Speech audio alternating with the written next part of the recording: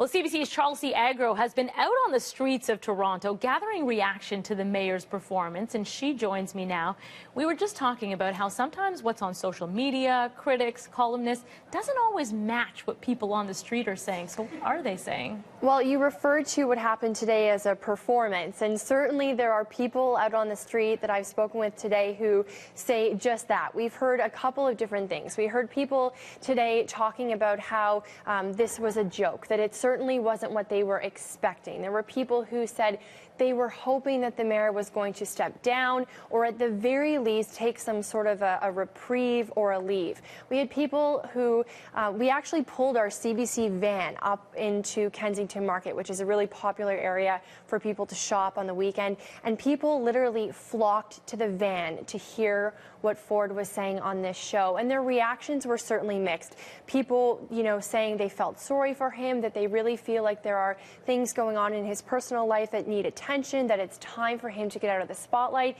And then we had also people who were very critical, saying, I'm ashamed, I'm embarrassed, this is not the kind of person I want leading my city. So just take a listen to what some of those people had to say this afternoon. How many chances do you get? Like, this has got to be at least 3 times of incidents that, if I was doing that in my workplace, I would be fired. It's disgusting that we have a mayor who lies, is an alcoholic, urinates in public. I'm so ashamed, so ashamed. I'm amazed he thinks that a simple apology is going to do the trick. I actually feel sorry for him. I think there's other things going on. There's a lack of honesty in there, and that's really frightening. But Ford still has supporters. What are they saying?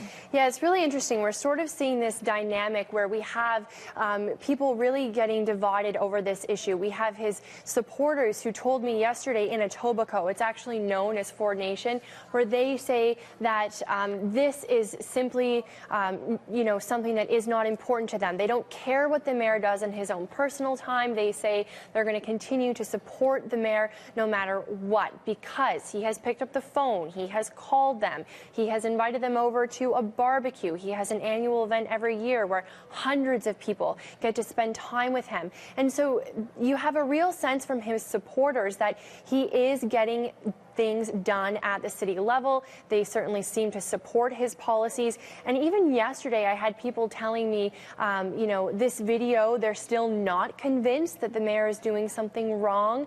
And we even had people telling us yesterday in Etobicoke that they plan on working even harder to get the mayor elected next year because they just, they do blindly support him no matter what. They believe in him.